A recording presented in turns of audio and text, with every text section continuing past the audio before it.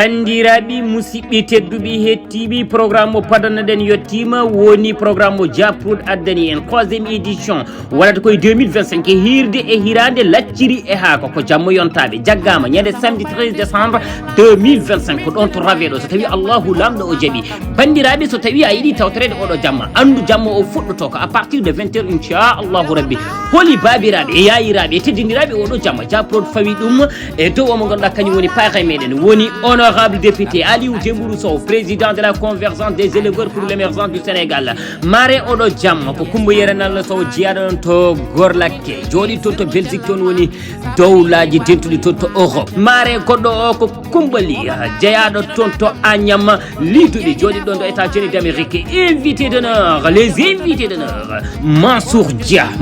woni PDG nouvelle bijouterie dandeñol jiyaɗo ɗon to Koɓɓillo bandiraɓe omo ganduɗa kanko woni Ceerno Amadou Sow ko invité ji meɗen d'honneur Dia marabout jiyaɗo ɗon to Diahle Fulɓe monsieur Djeylani Aliou Mamadou Sow ko homme d'affaires marabout responsable politique jiyaɗo ɗon to Niary Tidjani Bousso PDG TB compagnie Quincaillerie peinture lumière jiyaɗo ɗon to Agnam Civol Acha Diallo ko première dame madame Sall o jeeya ko ɗon to Bakel kanko woni joom suudu monsieur le maire Ibrahima Baba Sall omo ganduɗa kañum Mamadou Sall on est koye invité d'honneur uji meɗen jeeya ko responsable politique commune mo Mbolo Birane kono kadi ko opérateur économique programme meɗen ko ni leleri woni guiɗol golle meɗen 20h0 ko accueil mise en place 20h10 ko allocution du présentateur 20h15 ko discours d'ouverture waɗa ɗum ko Abou Samba Diop 20h30 waɗa ɗon prestation du premier artiste 21h30 ko discours de l'initiatrice on woni madame Selija Japrod 21h45 conférence mo ganduɗa o ina waɗa e toɓɓere suɓana nde ɗo wata oɗo conférence ko Abou Samba Diop mo lewlewal pinal mo RTS de la télévision sénégalaise 22h15 ko prestation du deuxième artiste nalanki ɗimmijo 22h20 ɗum ko hirande hirande ɗo ko hirande nde wonata ɗo waɗe servir goto foof ana ñama ko wiyete ko laccire haka tawana wondi e daɗe nalankoɓe yontaɓe 0h0 ko discours aji ɓeɓe ganduɗa kamɓe goni les invités d'honneur e ɓeɓe ganduɗa kamɓe goni marrainaji jamma woni yummaji jamma kono uddata ɗum ko baba jamma woni le parrain Aliou Dembourou Sow bandiraɓe an jiɗɗo arde o noddu e 77 980 33 39 walla nodda e 77 322 86 45 sa tawi aɗa yiɗi wadde réservé ko wiyete ko table unique joɓata ko 10 000 francs so tawi ko table VIP mo 5 personnes on ko 100 000 francs bandiraɓe tuggoten ko 20h0 payen ɗo Allah haaji mbimi jetten Allah mais jettenomo ganduɗa ka kañum woni l'initiatrice on woni Japrod madame Salija mbimi kala jaɓɓuɗomi toon yo wiyam massa saabu hirde hirande laccire haaka hay goto fotani ɗum lutede ko jamma yontaɓe woto kala lutaɓe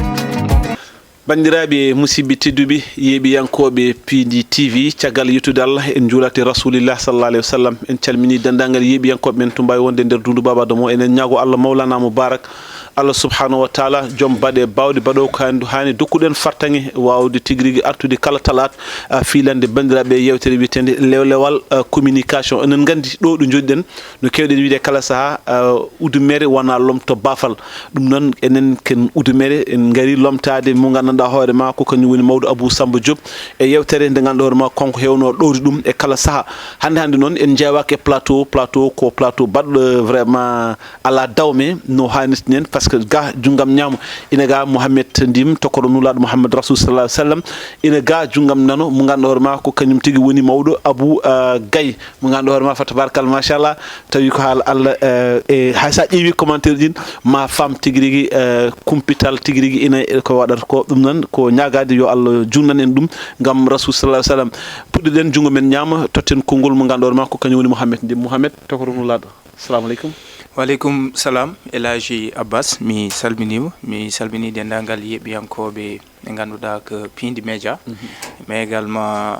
ndeɗo tufde nde ganduɗa no haali joni ko nde Fatam Lamir woni lewlowal communication mi salmini jinnaɗo men mo ganduɗa ko Abou Gaye en calminimo no fewi en calmini dendagal bandiraɓe doyen Abbas ko rendude kadi sunare e bandiraɓe men ɓe ganduɗa ko malinaɓe e duttukolo mo ganduɗa ko Elaji Hamme Niang yimɓe fof ni gandi hande sa haali kay walla kay ko neɗɗo mo ganduɗa ko jalal mawgal e pulagu mais également kadi ko neɗɗo mo ganduɗa yimɓe fof ene ganduno gilli mum e almudagal mum e galle Cheikh Oumar ha tengti noon hakkunde makko e Alhaji Seydou Nourou Tall kanko Alhaji Hamme Niang en duwanimo nde Allah yurmotomo yafom en duwoni bandiraɓe men kaynaɓe ha Nioro laamingo julɓe ko noon en duwonimo ganda ko Ceerno Bachir Ceerno Bachir Mountaga Daha ha e Ceerno Madani e dendagal ɓesgu Oumarien fof Alhaji Abbas ko noon tigi donc Alhaji Hamme Niang en ñaguima Allah Mawlana Moubarak yo Allah yurmomo yafom harnamo aljanna o wonno koddiɗo Rasul sallallahu alaihi wasallam jungam nano ko mawɗo meɗen tedduɗo woni Abou Gaye Abou jamal walema jam wale maɗa Ceerno Abbas ndo Alhaji Abbas salminima mi juurimam calmini Mouhamed Ndim en janti e duwondirde e koye meɗen duwanade hono mawɗo meɗen o mo ganduɗa hoorema ko Alhaji Hamed Niang jankiɗo toon to leydi Mali eɗen duwono ɓesgu ngu kala e kuuɓal ɓesgu makko e kuuɓal kono noon kadi en duwanima rendo julɓe kala en duwanima ɓesgu Cheikh Oumarul Foutiyou kono noon kadi en duwanima kala biyowo ashhadu an la ilaha illallah wahdahu la sharika lahum e nde ɗo ussare sabu nguɗo joomu ko joomu mawgu ngu wona joomu pamɗugu eɗen mbiya tan yo Allah wat toon foftorde ma Allahumma amin hani no o wi wonde tawa o yihino ko adi nde amin nelaɗo wona hon jaatige makko ko hono noon ne duwonortoɗen bandiraɓe meɗen Mauritanie ha tengti bandiraɓe Neero Walonaɓe e cankugol hono esi meɗen jinnaɗo meɗen woni capitaine Diop Djibril Amadou mo ganduɗa meɗino wonde directeur sécurité to Nouakchott to Mauritanie e laamu Mawya des années 84 85 en kanko Diop Djibril Amadou gollinoɗo golle baɗɗe fayida e laamu Mauritanie darinoɗo darde tinde tigi ne kayni jeeyanoɗo ne kadi e comité militaire e saaha laamu Mouhamed Houna Wulu Haydalla kanko hawri El Hadji hanki toon to Nouakchott to henna ko hande e 10 heures he o wirna toon ɗum noon eɗen duwanomo eɗen duwano ɓesgu makko kala eɗen duwano dendagal bandiraɓe Mauritanie naɓe kala armée Mauritanie e kuuɓal kono noon kadi laamu ngu e kuuɓal kono noon duwanorteɗen bandiraɓe heebiyanaɓe woni to jeeyato henna ha tengte bandiraɓe Neere Waalo e tundere nde kala eɗen mbiya yo Allah yurmomo yaafomo harnamo aljanna noon duwanorteɗen hono guiƴi meɗen sehli men nde wonde ko esiraɗo biyeteɗo Papis Dieng nde tawno ko jogui ko ɓiyi ko hono noon duwonorɗen joom suudu meɗen hono Diary Diop eɗen mbiya wonde yo Allah rokkuno muñira ko hono noonne kadi kayni meɗen Ba Daouda mo ganduɗa sanki ko toon to Nouadhibou to henna kayumne koto cuuɗi meɗen to jeeya ɗon duwonortoɗen bandiraɓe Walalde rewo e worgo kono noonne kadi duwonoɗen joom suudu makko bani meɗen debbo hono Sow Fatim Bocar mo ganduɗa hoore maɗa ko sohnajo makko eɗen mbiya yo Allah rokkuno muñiraɗo yo Allah lomto lomtina eɗen bismo bandiraɓe henne e yewtere nde ha tengte bani meɗen debbo subaka herani min kaldanno woni hono Binta Abdoul Dali Binta Diallo Binta mo Abdoul Dali walla mbiyanmo Jeynomo Aissa Dieyni tawno koto France to o jooɗi kono noon kadi ko debbo dariɗo tigi rigui tawi won ɗum o goto vidéo goto neldunomomi ko mikkeji ene jima pulaar e ko nandi hen kanko gueɗe baɗe noon ene beelamo no fewi o wi kam wonde ɗum ɗo hoto dartine ɗum ɗo so tawi dañama yo ƴeewe so tawi ko gueɗe baɗe ni ene mbawa waɗede sabu aɗa andi Abou Sy wonko fuɗɗino hen wadde ko fati e kirikou o to banggue pulaar o hino ha maahi e hakkillaji sukaɓe e dumunaji jawruɗi kono noon kadi kirikou o kadi majji kankone kadi ɗum ɗo o wi wonde so tawi dañama waɗede wone gueɗe ko gandanɗa hoore maɗa ha sukaɓe meɗen ko pijirta ko henna taw enen natta e pijirloji muɗumen o wi noon ha tengti e minen noon wonɓe e diaspora ɓe ganduɗa hoore maɗa dañi gayno sukaɓe ko gayanno koye tubakiri jibina koye fofof jibina donc so tawi gandinaka kala muɗumen sa renaki jawata majjude ɗum noon eɗen calminama kanko Binta Diallo eɗen bismomo e yewtere nde Ceerno Abbas ko noon tigui ɗum noon en duwnima dendagal ɓesgu hebbiyaɓe e Neere Waalo e ustare mo ganduɗa ma kañum kañum woni Diop Djibril Amadou dendagal bandiraɓe ɓe limtuɗa ɓe ɗo foof enen ñagonoɓe Allah yo Allah yurmoɓe yafoɓe kamɓe rutiɓe heddiɓe aussi yo Allah subhanahu wa taala ɗaccan ɓe ɗo ko ɓooyi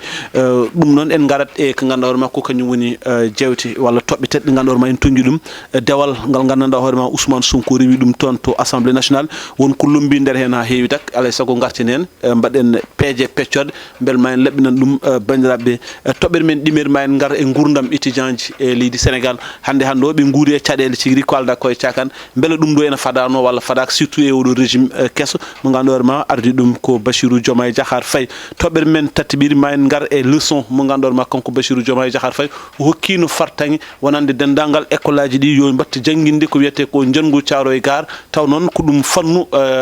commune manam eleweɓe fof jaltinete e cours o janguine on ɗon fannu holko ɗum jogori jibnande ɓesguɗi ɗi ma en gartu hen so Allah lamɗo jaaɓi ɗum noon en garat e toɓɓere men arwoniri gardirɗen ke mo ganduɗa makko kañum woni suko hande noon elle haalani walla min mbeɗen gonɗin mi accitama kala mais mi fuɗɗima gonɗinde wonde mawɗo Abou Samba Diop o hattinan kamillaji ɗi ɗo totanɗi fuɗɗo mbeɗen fuɗɗorata gonɗinde men gonɗinen ko makko ko ma haale tigui rigui Abou kala nde ande a yanimo e plateau andu ko bayruɗo ngolde so wayri ngolde tan a yiyatamo e plateau kala nde jiiɗa mo hebbini ɗo han soppo jolo anduɗen balɗe ñiiƴe ɗe wonɗo ndewi so tawi ñiiƴe ɗe mbayri han sirtade ɗum hot tampin hoore ma kanko no mon heewa opposant ji de vraiment mais min Amadou Dikali ko defte ɗe ɗe gona defte urande keɗe goyi mi anda bon Mohamed Ndim sen gari e toɓɓere men arwoniri woni Ousmane Sonko ko ɓoyani ko o yehin toon to assemblée woni le 28 le 28 on ɗon noon c'est yimɓe foof en tesko wonde o meeɗi wiide e wonde le 28 ummo haalde Sénégal naaɓe kono wonɗo suɓino ɗon hayti finalement o nawi ɗum toon to assemblée en ji aussi ɗo arde assemblée darde makko toon e holko holliri toon e holko haali toon holko mbawɗa famminde min e nden ɗon dar walla e yiyande ma toon garagal makko toon eyyi Alhaji Abbas jagol mawɗo jagorde le premier ministre Ousmane Sonko to suudu sardiyeji to ko addi fof ko ɗum hunde waɗinde ko addi fof ko ɗum hunde waɗinde nde ganduɗa ɗum ɗo déjà ene jeeya e kuulal assemblée nationale ko mbiyata ko règlement intérieur jani loi organique mo ganduɗa an mawɗo jagorɗo o saaha foof aɗa foti yaade toon ko mbiyata ko des questions d'actualité e ko way noon jaaha toon passage ma beele mbawa yidirde kamɓe ɓe ganduɗa ko les élus du peuple mbawa yewtidde mumen namde jabtude e ko way noon yimɓe ganda leydi ndi ɗo faya eɗo hucca e ko way noon so tawi min mi waɗat analyse e jawgol makko sa ƴeewi la personne par rapport eno ardanno toon e ko way noon ko eɗen mbawi yiide ngol ɗo en jii Ousmane Sonko teyɗo par rapport e jalti mum ɓennude ɗe to assemblée nationale en jii kam vraiment ko gonɗo e état de wawde safrude to banggue jalti mum surtout to banggue discours mum hakkude mum ni e ɓen ɓe ganduɗa ko kañumen goni subaɓe tedduɓe en jii to banggue wonande teere jomum nana yiiɗi nana eto wawde gollade gueɗe banda noon wona ɗum ko no mbiɗa ni o arti e toɓɓe kewɗe min mami artu tan e o haali nde tawno eɗen gandi en wonko yartunoɗo atay haala yaltino ɗo wonande voyage makko secret mo ganduɗa o waɗi ɗum toon to Abu Dhabi o yehino o waɗino voyage so tawino wonano e révélation Madiambal Diagne peut être en gandatano o yalti leydi ndi Allah Madiambal Diagne ko kañum waɗi révélé wonande déplacement makko toon to Abu Dhabi à l'Assemblée nationale o ari o haali ɗum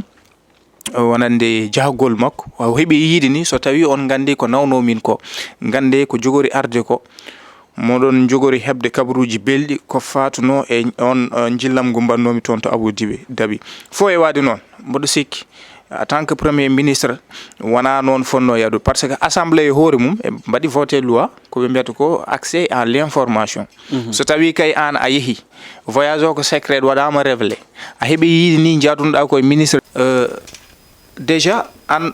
doyen no mbimi ni wonde a ari assemblée nationale a yeehi Abu Dhabi a arti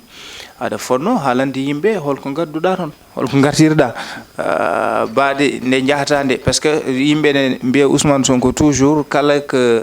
manam sa fiimo a fiitoto voyage o ko secret wonno yiitama a yeehi mbiɗa jarɗuɗa koye ministre des finances et du budget wadde a ari ha assemblée nationale te wonno ko fatuno e question d' actualité ko parlementaire en ɓe kañumen namdotoma aɗa jaabo tottuma ɗum ɗon ko jojande ɓesguji ɗi aɗa adda hen quand même ko fuɗɗa ko waɗede holɗo parɗon e ko way noon ko jiɗɗon wadde on wawno artude hen vraiment ande holko wonno vraiment sababu déplacement o e ko way noon holmo yidir toon helɓe o yiidi holko ɓe kaldi contrat koye hollum surtout hande eɗen gandi leydi ndi o yeehi ndi ko leydi ndi ganduɗa les pays du golfe yoga leyɗele ɗe ganduɗa ko hande eɗen gandi juuɗe mumen e ɓen ɓe ganduɗa ko leyɗele hande kuɓoji to banggue terroriste jihadiste ou e ko way noon donc ɗum fof ko des choses peut être o fonno wadde éclaircir wona ɗum ko bon confusion mo isi yidde wawde safrude e photoji makko ɗi o waɗata to banggue wonande rapport cour des comptes e IGE on mo ɓe ganduɗa mbiyata ko baɗaɗo épinglé woni Aminata Touré en jii o yiiɗi wadde ɗum corrigé à l'Assemblée nationale donc en jii vraiment arti hen mais min ko hawimi hen tan seeɗa doyen ko vraiment ko darde ɓen ɓe ganduɗa ko ministre des finances et du budget Abdourahmane Diouf Abdourahmane Sarr kam e mo ganduɗa ko Cheikh Diba ministre des finances et du budget par rapport emi jogui probléme même hay vraiment haalande yimɓe par rapport to banggue dette caché o ɗoɓe ummi ha ɗoɓe jarte Abdourahmane kanko Cheikh Diba le ministre des finances et du budget ɗo wiyata gandon minen ko karantagal tigui acci min e ɗeɗo golle sinno wonano jamboragal kala tottonoɗo poɗɗo golle baɗe ni sa renaki ka dogat to banggue min nde garmi nde mi heeɓi des centaines milliers to banggue wonande des correspondance bankuji ɗi ganduɗa ko biɗi wonande oɗon jogini min ɗum ɗo emin jogini min ɗum ɗo donc ha joni wadde keɓene ƴeewa holno mbaɗata illustré wadde ñambas ko mbiyata ko dette caché o toujours moɓe nangtini addani en probléme yiide dette caché ne woodi te ko ami Aissata Tall Sall yinoma ko tan yaafi nekk on dembo yaafi nekk tawi ko kanko wonno ɗo hanki ko kanko wonno ɗo hande par ce que o jabtima hoore makko ni sa nani nde député o namdimo ari Sonko tottimo namdital ngal o jabto ɗo yata wonande sa ƴeewi to banggue gouvernement o dette centrale du gouvernement sa ƴeewi fin 2023 o fin 2023 o so tawi wonde a ƴeewi ɗum ko waɗa ko mobilisé oɗon dossier wonande ko kanko waɗi ɗum programmé nden ɗo wonno directeur de la programmation budgétaire wadde o jaabima haala makko kaga ko haala ɗum waɗi mbimi eɓe jogui probléme hay haalande yimɓeɓe ha mbawa famde tawi koɓe kalani français ɗemgal tubankore beele yimɓeɓe mbawa famde holko woni dette caché beele ne woodi beele ala holɗo haaliss o rewi to banggue circuit mo rewata o ha beele ɗum ɗon ko gonga tigui ɗum waɗi dette caché walla ala donc je crois que ɓe ɗeesi yidde wawde laɓɓitande yimɓeɓe kono ha joni e leɓɓe ɓeydi ko nannude yimɓeɓe e nder ɓakke wawde tundinde hakkillaji mumen donc doyen mboɗa andi men gartoy hen kono noon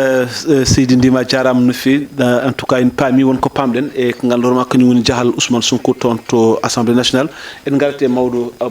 Gaye mawɗo Abou Ousmane Sonko no mbinomi ni o yeehi toon to assemblée par ce que o toɗɗinoma sa ƴeewi le 8 elle o joofinoma le 28 kadi ko mo yaltu kono wonɗo winoma yalta mais caggal mum noon o wattidi ko yaade toon to assemblée holko mbawɗa e yande ma ko ari ko toon holko jiiɗa toon tan ko ganduɗa maɗa foti waɗa ɗum famille bandiraɓe eyyi ceerno Abbas a jarama e namdal ngal aɗa andi ko Ousmane Sonko ko gasata haalede eyyi nde tawno seera hay wadde mo seera hay wadde noon seera ha e haalede so tawi ko gonga haalete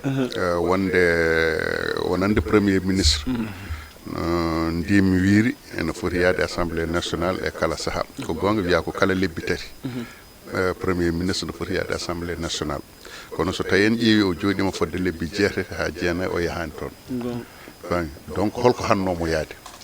e kadi yaadu makko assemblée ndu wona yaadu pour wonde ko en tant que premier ministre omo foti yaade hoon huccodirde e député ji ɗi to banggue namde e jaabuwuji wona ɗum nayumo toon holko nayumo toon nayumo toon ko eɗen gandi o waɗino raté le 8 o waɗino raté ko adi le 8 o a faamide nde o waɗata live makko déclaration mo yinno wadde o haayi e an mawɗo abdoullo wit kay o waɗani raté mataw nodduɗo yimɓe ngari ha heewi haali ko yinno haalde kay c'est à dire ko ɗon o wino ko mo waɗ avant pendant et après aɗa anndi mi wima wonde ko adi le 8 o live mo waɗno o a faamide e mois de octobre o live mo waɗno o wiide wonde live oɗon ko mintaji jeenayyi par ce que wonko yinno haalde wonno yiɗirno o dañirani noon o waɗirani noon asikan ko gagɗo mi anda o nawtama o nawti ɗum le 8 ok wiide terrain meeting o le 8 o terrain meeting le 8 o so tawi en ƴeewi min ha ɗo joni wonko hawimi e won journal goto biyeteɗo yor yor famide joom journal o nde yimɓe Farba Ngom mbaɗi mobilisation muɗumen Matam Wourossogui hollirde soutien muɗumen e Farba Ngom nde weeti o waɗ article e wiide wonde meeting Farba Ngom o ko fodde milliard uji mbaɗa hen o haali otoji luwaɗi hen ɗinode poti o haali yimɓe arɓe go fof ko rokkano foti guila e cadre uji politicien ji e fofof e joomen parti ji politique kono ha ɗo e oɗo meeting oɗo terrain meeting mi nanani o haali hen et pourtant won yaltuɓe mbi wonde kala commune famide kala commune tottama fodde million pawɗo pour ko luwiri karuji ne mbi 1,500,000 pour ko luwiri karuji won yaltuɓe mbi wonde e nder région ngaji ɗi wonɓe gandanɗa hooremaɗa umminoɓe e région ngaji ko wayno Ziguinchor ko wayno Kolda Tamba joɓa ko ñalawma fof ko ujunnaje 4 par ñalawma kala neɗɗo wonɓe ganduɗa hono joɓa ko ujunnaje 4 won yoɓa ko ujunnaje 2 won yoɓaɓe ujunere sans dépend e nokku ɗo gummiɗa o distance o no fotiri ɗum ɗon foof men o wawi calculande ɗum yimɓeɓe walla ha joni woni koye calcule de o soir o par ce que kalis o ene heewi wona kalis pamar tawde noon kalis o ene heewi famɗani alay saago calcule muɗum wona ko yawata wayata kono calcule dette cassé o ni donc kanko Ousmane o yahani nden nde o fonno yaade nde meeting makko terrain meeting mo waɗi o wonko yinno haalde won hen ko haali won hen ko haalano holko haal e nder terrain meeting o haali e nder terrain meeting o ko yinnode jabtade e ardirade konngol makko e konngol Bassirou Diomaye Faye a faamide wonde Aïda Mbodj natti wonde coordinatrice coalition Diomaye président joni ko Mimi Touré woni ɗon Bassirou Diomaye Faye windi Aïda Mbodj noddu dental ngal jewti ɗon ƴeewen ɓuccude ko oñi ko en Aïda waɗani ɗum jooɗima fodde lebbi 2 Aïda nde heeɓi ɗum o nde au lieu ko waɗa ko Bassirou wi ɗum ko kono noon nde wonde Aïda yoni ɗum ko Sonko ƴetti ɓataki o tottoy ɗum Ousmane Sonko Ousmane heeɓi habaru o joni noon Ousmane e terrain meeting o ko haali hen ko fof ko ngal ɗon ndeɗon toɓɓere kanko Ousmane ɓuuri waddemo mana yinnode jabtade wonde won biɗo mi nani won debbo goto wiya wonde ko kañum lomtina ɗum o min jaadani hen lomtinɗo o ala pouvoir ala capacité wawde lomtinde minen ko minen lomtinta min mbaɗi ɗon ko Aïda Mbodj joni noon kanko Ousmane o wi noon wona Aïda wiyano ko yo noddu Aïda noddani joni kanko Ousmane holko tintinirimo holko addanimo tinde wonde ɓataki o waɗama holko addanimo tinde wonde ko Mimi Touré suɓa ko on Bassirou Diomaye Faye suuɓi holko addanimo tinde ɗum ko Bassirou haalanimo walla ko Aïda keɓɗo ɓataki o sali yaltinde ɓataki o tottimo ɓataki o ko on haalanimo walla kono ko wawi hen wonde fof kam habaru o wawata hebde ɗum koye kamɓe ɓeeɗo ɗiɗo ma woni koye Bassirou Diomaye Faye walla koye Aïda so tawi koye Bassirou o heeɓi ɗum e so tawi koye Aïda o heeɓi ɗum fof jaabuwol muɗum wona ɗon wonno haala ka wona ɗon wonno e joni noon kanko Ousmane e nder ɗum ɗon o heeɓi haala ka ma woni kanko Bassirou Diomaye ko waɗi ko o yaadani hen yo noddu Bassirou ɓe kalda less nene ko suguña baba ko suguña ko ɓiɓɓe yumma ɓe mbi kaldata ɗum kono noon yataw ɓiɓɓe yumma famodir Aïda so tawi wimo wonde min de komi guittaɗo hay sinno tawi omo wiya ayda heddo ɗon walla ko ni walla ko na omo jogui ɗo fonno haalde ɗum ko wona ɗon ko wawno hen wonde foof min mbimi ko terra meeting o haala ka wonno ko jabtade Bassirou Diomaye Faye ganda ko mbaɗɗa ko gueɗe suwa yaltude mi tini ɗum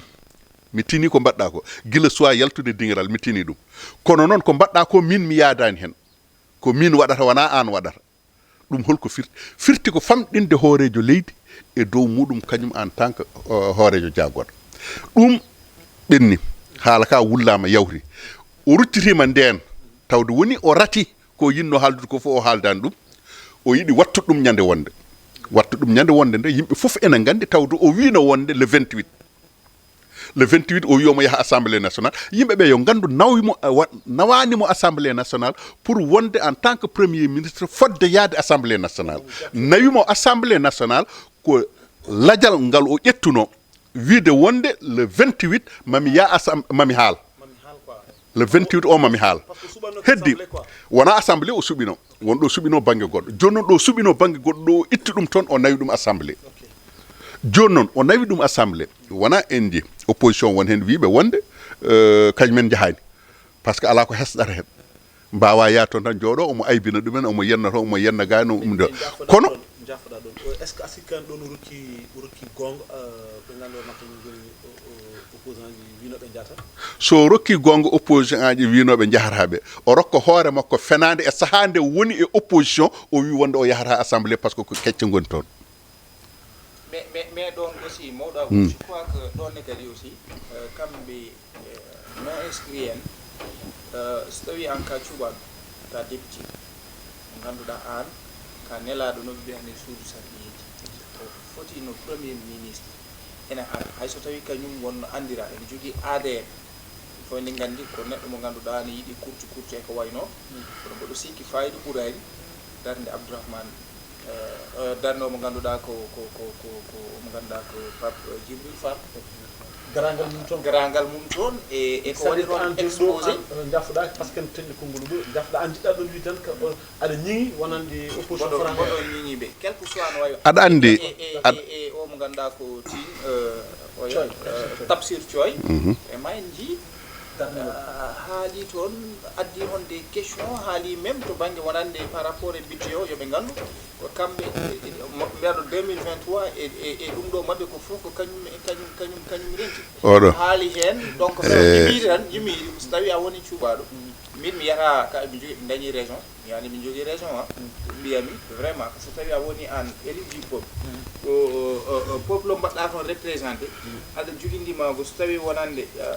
premier ministre ne ara toon des questions d' actualité ne woodi wota ƴeew an ko woni ko hakkude moon rapport gonɗo hakkude moon cotmami cotmami o mais ƴeewɓe mbaɗɗa représenté ɓe saque aji mumen caɗele mumen e goƴaji mumen mbaɗa ɗum exposé kala aɗa andi koye politique ɓe goni parti au pouvoir yo opposition yo gotama fof koye politique woni kala ko eɓe mbaɗa ɓe lelnata koko wiyete stratégie mabɓe politique gotema fof lelnata ko peeje muɗum ɓile muɗum pomne muɗum jecce muɗum e goɓɓe muɗum fof koko heblata ɗum donc kamɓe Ousmane ɗo wi en ara ɗo kamɓe ɓe jiirani wonde ko Ousmane premier ministre arata toon ɓe jii ko Ousmane chef du parti Pastef ko kañum arata toon ƴettuɗo date 28 mo fonno wadde meeting goɗɗo waɗani meeting oɗon to fonno wadde ɗum to e dingiral gongal nawi ɗum to assemblée nationale to forani nawde ɗum kamɓe ko ɗum ɓe nanguiri ɗum ko ɗum ɓe jiiri ɗum ko nden yiyande ɓe jogui tawde noon non hoto wi moƴƴani e maɗa an non hoto wi moƴƴani e maɗa an kamɓe ko noon ɓe jiiri ɗum ko noon ɓe nanguiri ɗum e kadi ko fiyande non mbimi ko adi ko fiyande woni ɗon fiyande nde woni holɗum aɗa andi yaaɓe ɓe fof Tamsir Thioye yeehi haali ko haala mbaɗka fayida Pape Djibril Fall yeehi a famide kono noon wasde ɓe yaade nde ɓuri musde parti au pouvoir ɓuri musde ɗum ko wasde ɓe yaade nde e ɓeye yaade muɗumen ɗum so kamɓe ɓeega ngara wiɓe jahani ɓe ngara nde ɓe kamɓe ko ɗum ɓe ɓurno yidde ɗum ɓe ɓuuri yidde a famide par ce que garangal ɓeɗon ɓurata wadde impact e présence premier ministre assemblée nationale wasde ɓe arde nde wonko ustata a famide e jimme e fayidagal premier ministre garangal mudum assemblée nationale a fami donc dum don ko hen wona alay sago koy gueɗe dawrugol ɓe godi joni noon wasde ɓe yadde premier ministre wona yeehi ya ɓe jahan ɓe no poti kamɓe koɓe temedere e nogas e quelques députés ɓe jogui kamɓe fof eɓen toon joni noon so tawi yimɓe on jewon jeego mon jahani holko musata on holko mettata on wadde impact tawde ko nden ɓurata wadde impact ɓeɗo kala ɓe impact oɗon koye ɓile han wona so tawi an ka député du peuple ka député du peuple nawma toon ko peuple o wona politique nawma toon noyni des stratégies politiques e guéguerre politique déjà min waɗi mi yiide mi yani yiyande no haaldini on nawi ɗum toon ko en tant que chef du parti ala so tawi jahgal makko toon en keeɓi information e 1er janvier wonande to banggue ustugol courant yini ko biran ustugol courant hot tampin hoore maɗa courant koko ussi ha ɗo ɗo gonɗen ɗo courant koko ussi courant o ko ussi courant o ko wona haala mabɓe ussi courant yimɓe pay koye ɓuuɓol hay goto yar ha glace hay goto yar ha ɓuuɓɗam hay goto huɓɓata mi ara joni mboɗo mi ara Abbas mboɗo mi ara jimmide ko Birane Souleye Diop ko kañum yi to banggue même les hydrocarbures wonande to banggue courant o yimɓe fof eɗen gandi woyofal no wayni musde hande à partir du 1er janvier o hollitima amélioration ji mbaɗ hen hayso tawi ɗon ene hawimi seeɗa caɗele ganda Sénélec nana rewa laamu ngu ko fati ko ɓuuri 197 milliards holno ɓe jogori waddude hen kono fof e wade noon kam déjà eɗen jogui hande gaz eɗen jogui pétrole en jii hakkuɓe jogori ko hakkude gaz toupo wo kam e gouvernement mo leydi Sénégal par rapport ni e ɗum ɗo men gazière gonɗo toon to Saint-Louis mais jimi yiide ko fof e wade noon en keeɓi kabruji wonande e avancé ji ɗi ganduɗa ma wat walla waɗata ko mbiyata ko kamɓe mbaɗi digli ko kamɓe kunani ko kamɓe kaali mais so tawino ɓe jeehi toon ma en gandu maɓe tottu question ji maɓe kaal ɓen ɓe ganduɗa ko haalɓe e caɗele université ji e caɗele mais so tawi ɓen kaalano ɗum soɓe jeehino ɓe kaalino jojande ɓesguji ma yimɓe gandu beele soɓe jeehi tan ɓe joni aɗa andi ko ɓuranno welde e wonde courant ma usso ene usso a famide ɓe ponno haalde ɗum koye mois de juillet walla mois de août septembre sahande yimɓe goni nguleki sahande yimɓe karojini e glace sahande yimɓe karojini e climat ɓe mbiya wonde courant ma usso kono ɓe mbiyani noon eɓe gandi e saaha mo ɓe mbi o e mois de janvier mo Birame Souleye Diop wino o e kanko premier ministre ko haali courant go a famide ena anda saha mo wi o koye saha ɓuɓol faya non aɗa waɗi mi yiɓe suba fof ko guftoro aɗa ko waɗimi yiide mo aɗa ko waɗimi yiide mboɗon fadi ɓe aɗa andi kaw haala ka Birane Souleye Diop haali waɗimi yiide eɗen padi ɓe min mi wona to banggue wonande ɓuuɓol ngol hiver o ala koto banggue hakkude mabɓe e FMI par ce que yimɓe fof ene gandi FMI hande eɓene ndewe mum eɓe doga concertation ji nana mbaɗa beele FMI ene jaɓa ɓe ita subvention ji ɗi walla ɓe gaccat ɗon wawde wallude ɓesguji ɓe usta ɗum ko ɗum waɗi mbimi eɗen padimi kono kay wona sabu fawade parce que kanko déjà Ousmane Sonko ko jiiɗa kadi ko processus ne waɗa yarata gouvernement heeño waɗata tan ara lebbi sappo e jeetati ha e sappo e jeenayyi eɓe goni e muɗum kamɓe jooɗi e laamu so tawi woni eɓe mbiya courant ene usso walla eɓe mbiya wonde ɗum ene usso kamɓe budget ji mabɓe nana ɓeydo fonds politique aji mabɓe nana ɓeydo indemnité ji mabɓe nana ɓeydo voyage uji mabɓe nana ɓeydo jet uji privé ji mabɓe nana ɓeydo mais ɗum hoto fawɗa ɗum nana ɓeydo ɗum ko kamɓe e koye mabɓe ɓeydani ɗum koye mabɓe kono ɓesgu ngu e hoore muɗum ɗon nana jokki woyde e mayde mawɗo so tawi a ƴeewi ɗo joni premier so tawi o yeehi toon to assemblée nationale omo wiya wonde e laawol makko to en e ma yimɓe jii ko ɓooyata walla kanko gila o ɓaɓi haalde fewde ñallagal hannde aɗa andi probléme makko probléme Ousmane Sonko ko gueɗe nayyi ɗe gandanɗa hoore maɗa kala nde o dari e rendo o haala ɗumen tan gueɗe nayyi ɗi ken goni feef fan yo néew lu yaggatul dara rapport IGE a famide ko heddi ko ligne fi fekk wuyɓe jamforoɓe waɗoɓe ni e wattuɓe ɗeɗo gueɗe nayyi kam ɗum o yahat omo arte joni en nder ɗenon gueɗe nayyi en jii comme par exemple rapport ɓe mbiyatno rapport café rapport ɗum ɗo elle rapport o joni ko woni ko ɗum ɓe gonta haalde haala muɗum par ce que guila premier ministre dari e yesso assemblée nationale wiye kala kaltuɗo ɗum ene soke te ko kanko haalno ko kanko fuɗɗuno ɗum kanko yaltini so tawi o yaltini huna o gayni o wi kala kalɗo yo soke holko ɗum firti ko kanko ko haalno ko woodani heddi noon ko mbaɗa jaɓi gueɗel ko Abdou Nguer wi ko ko kanko darino e hakkude aduna o wi wonde laamu Macky Sall wujji ujunnaji 7 milliards dollars ɗi gandanɗa hoore maɗa ɗum hay goto anda holto naati ko yo darto e hakkude aduna ɗo darino o haali ɗum ɗo o wiye min de ko min haalno kono ko kalnomi koko jumri komi puntaɗo hay sinno mo waɗano Abdourahmane Sarr no waɗi ni joni sen gari e comme par exemple toɓɓere men par ce que toɓɓe nde junni men no fewi mi sikki tan même noon kamen gode mon haasi ko seeɗa woni comme par exemple on ɗon coup d'état mo ganduɗa ma kewi toon to Guinée addama toon to assemblée meɗen ha vraiment ɓe jaltini hen kuñi holko mbawɗa hen simtan ɓen est ce que vraiment aɗa fadno ɗum walla kadan eyi bon min mboɗo sikki ɗum ɗon wonano fotano yaltude e hunuko kanko premier ministre en tant que premier ministre du Sénégal au moment ni aɗa andi il faut mbawen kadi wadde ɗum contextualisé ko adi fof ko wawde rentade hen ko mbiyata ko prudence ene moƴƴi hen e teyde par ce que Guinée Bissau ene waddi frontiére ko kerol hakkude men e Sénégal te yimɓeɓe ko jiiruɓe ko hodduɓe woni toon ko balance en woni toon ko fulɓe e woɗɓe ley créole etc donc en tant que premier ministre au moment où ni kanko président de la république nana waɗa mandate e yamirore CEDEAO beele ɓe mbawa wadde ko yiyete ko jewte beele ha ko fatuno e to banggue wonande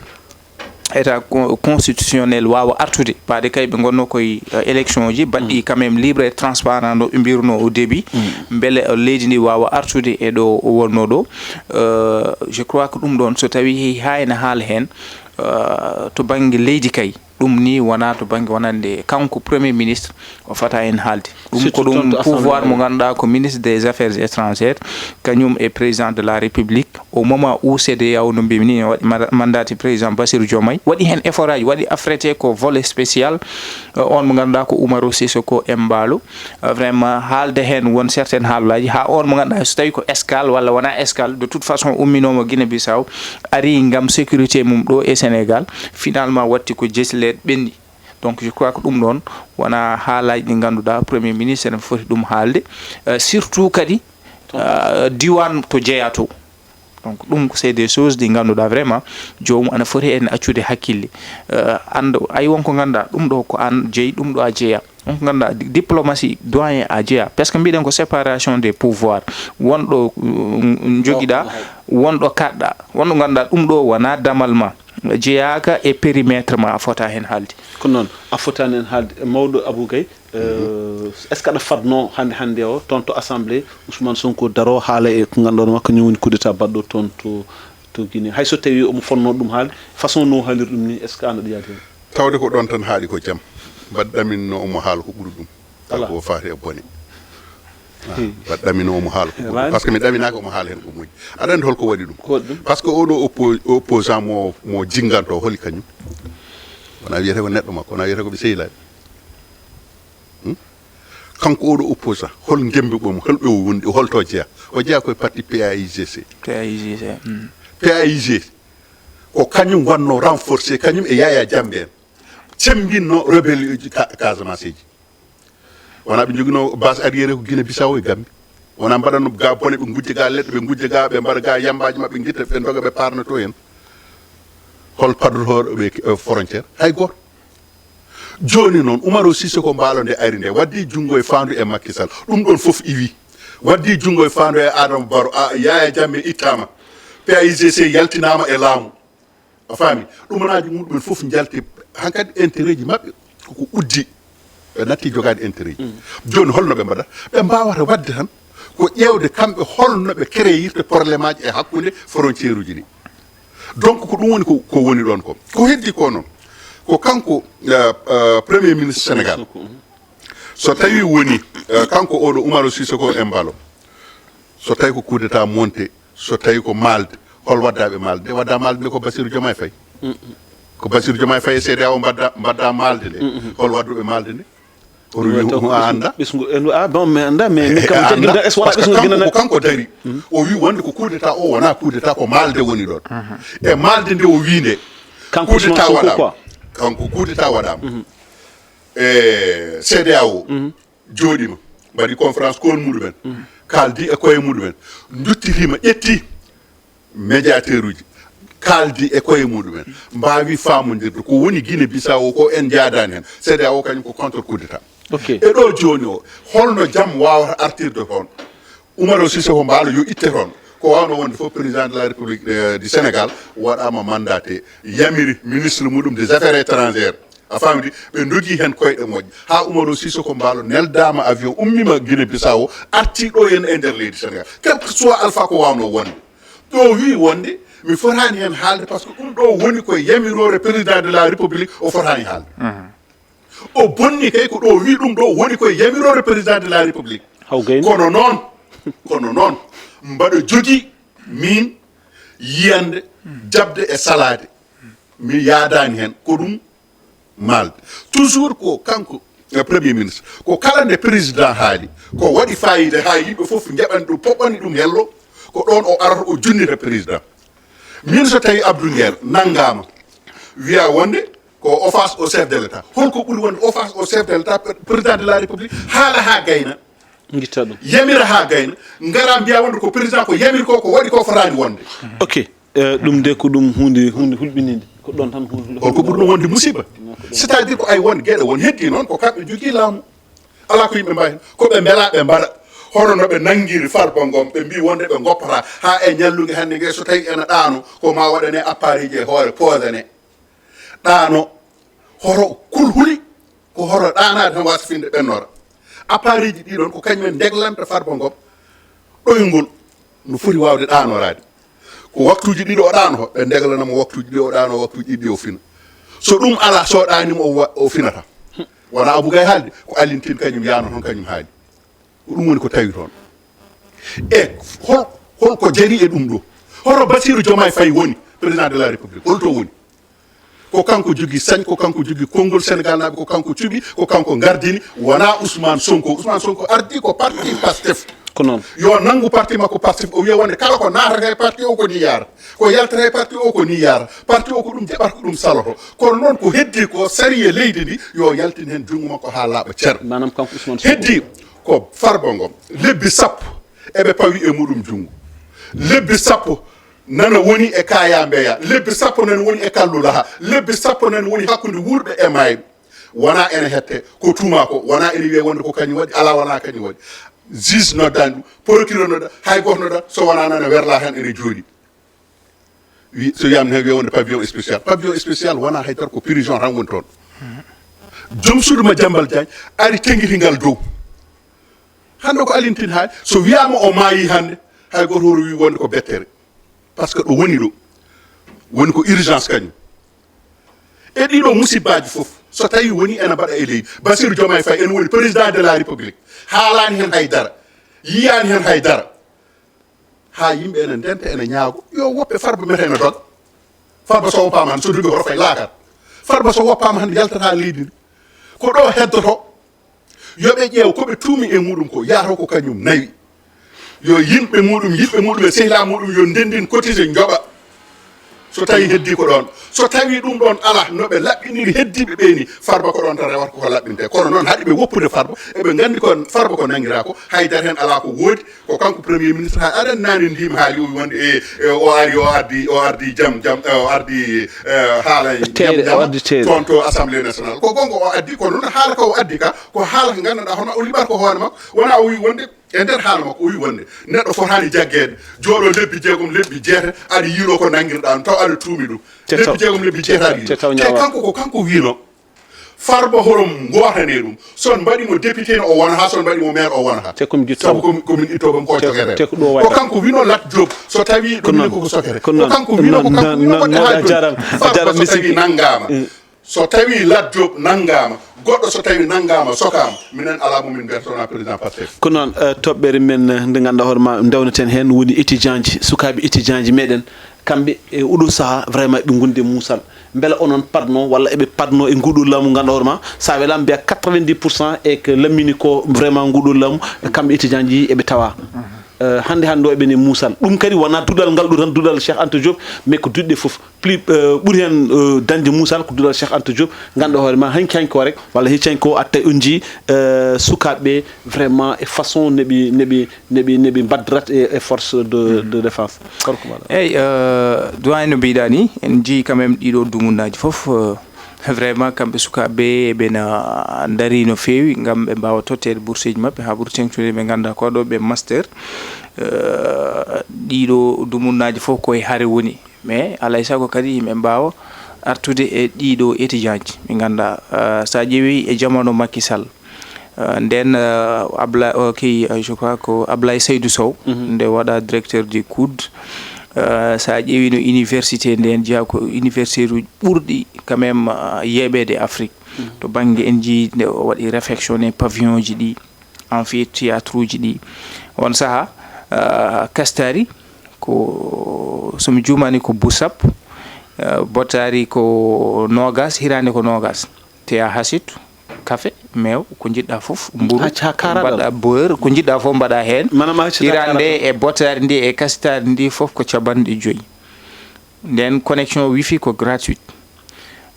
vraiment université o fewna ha ngaddina no ganduda ko ha ko foti ala donc en ji vraiment mais toujours quand même be ƴeewi kambe même les enseignants salaire aji mumen ɓeyda e ko way non mais en ji vraiment ko kambe ɓurno darade on saha e heɗade haalaji Ousmane Sonko den même à l'université a tawa ton ko fof ko ɓe ganduɗa ko élève aji ganduɗa mbi kañumen ene jaadi vraiment e projet Ousmane Sonko so ari gueɗe mabɓe ko heewi ma ɓe poftine e ko way noon en ji en 2024 nde ɓe doppi ɗo les chapiteaux doppi département médecine fac droit sesti ko étudiant ji doppi hay so tawi ne foti waɗede indexé ande hol waɗɓe ɗum ko kaari doppi ɗo o doppi ɗo ƴeewe hande eɓe hande ɓe ɓeydi tampude eɓe daro et même en nani e écho ji ɓe ganduɗa ko yoga e won parlementaire uji yaɓe Pastef yiide wonande ɗum ɗon koko foti ittede to banggue wonande les boursuji étudiant ji ɗi koko foti waɗede supprimer donc en ji wonko arat wonko mbaɗata soufflé e noppi yimɓe hayso tawi min mboɗo faami won gaaɓo won ɗon sa ƴeewi hande to banggue ICAD ɗo tan ɗo e ICAD université Cheikh Anta Diop mo Dakar plus de 100 000 étudiants temedere ujunere suuka ɓe ganduɗa ko janggoɓe donc je crois ko ɗon alay saago ƴeewe hol réforme aji ɗi poti wadde walla holno poti wadde ɓe ƴeewa ɓen ɓe ganduɗa en jogui situation to banggue gonka mumen no boursuji ɗi mbaɗetno e laamu Macky Sall ɓeɗo wona ɓiɓɓe bourgeois ji wona ɓe ganduɗa kañumen vraiment ene sukaɓe ɓe ganduɗa ɓeɗo vraiment jinnaɓe mumen ne jogui wonɗo keeɓi ƴeewe beele ɓen boursuji mumen hayso ittaka ha laaɓi wodo sadia ɓe ganduɗa ɓe jogui des situation to banggue social ƴeewe beele jomumen gaccene boursuji mumen so ɓeydaka quand même mbasa mais en jiila ministre même Daoudou Ngom o dalloniri ko yiide wonande sen ƴeewi université ji saji ko wayno Côte d'Ivoire e ɗo e Cheikh Anta Diop mo Dakar e ko way non foy wan non bon ko caɗele doyen min mboɗo sikki tan kamɓe étudiant ji vraiment laamu ngu ana foti wawde ƴewde holno funtodirta e mabɓe par ce que aɗa andi ko foti no 100 000 étudiants so waɗi concentré e nokku so jomumen dilli tan sa renaki ɗum ɗon jogori ko musée no fewi bon kamɓene ɓe paama baade wonko ɓe jawno hande ɓe ngari ɓe jii ko ɓurɗum wadde pur beele wona kamɓe golleni ɗum juuɗe mabɓe fo e wadde noon président wonko haali les marges de manœuvre budgétaire financé no yino yana quasiment plus ɗum noon il faut ɓe paama ɓe mbi koye gonɗen koye plan de redressement ɗum ko kamɓe tottuno wajiɓe laamu wajiɓe ngari mbiɓe ko plan de redressement donc alay sago ɓe mbawa yaade e nde ɗon yiyande manam an aɗa jagui dal e poti wawde ko munji ɓe poti ko munji ok e poti ko munji maro ngaren e mawdo Abou seeɗa dubi émission men gasi ha laabi cer en jetti dendangal yeɓiyankoɓe en jetti aussi ɓe ndendun en plateau enen dokkodir aadi tan inchallah ha talata paɗo so Allah lamɗo jaaɓi belal taw mawdo Abou Samba Diop heeɓima e on sa vraiment o jokko golle nde wonno en kalino débit mbiɗen e wonde udmere wona lomto bafal ɗum noon kala ko ngakke yewte nde eɓenen ñagoɓe dendangal bandiraɓe no jafto hen e on ɗon fannu kono noon en calmini bandiraɓe men debbo walla nene meɗen biyeteɗo Haby Samba Dali Diba kañumne ko hettiyanke men mawɗo vraiment kadi ko mawniraɗo e dendangal wonɓe ɗo ɓe vraiment o hulliti mo hetto men no fewi no fewi no fewi yo Allah sellinen sembinen ha talata paɗo so Allah lamɗo jaaɓi